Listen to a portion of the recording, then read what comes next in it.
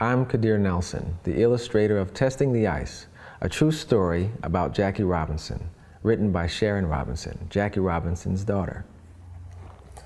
"Dad, be careful," I shouted. "Don't fall in," David screamed. I grabbed Christy's mittened hand and squeezed. "What's wrong?" she whispered. "I'm scared," I replied, as the reality suddenly dawned on me. My dad can't swim. Jackie Jr. twisted the cord attached to his sled. David, Candy, and Willie stepped closer to the edge of the lake. Dad went further out. The ice crackled beneath his feet. He took another step, then cleared the snow from his path with a shovel. From the cleared spot, he was able to tell how thick the ice was. Before he placed one big foot in front of the other, he tapped the ice with his broomstick, testing it for weaknesses or cracks. Tap, tap, tap. Dad took a few steps forward. Tap, tap, tap. Then he took a few more steps, but just as he was about to pronounce the ice safe, boom! A terrible noise roared from below the ice. "Dad," I shrieked. I was sure the ice was going to open up and swallow him. Jackie Jr. stood ready to shove his sled to Dad.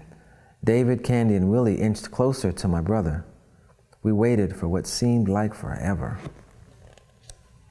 "It was just an air bubble," Dad called to us as the sound moved down the lake. Dad took a few more steps, tapping as he moved to the deepest part of the lake. He stopped, gave one last tap with his stick, then turned to us and called out, "It's safe.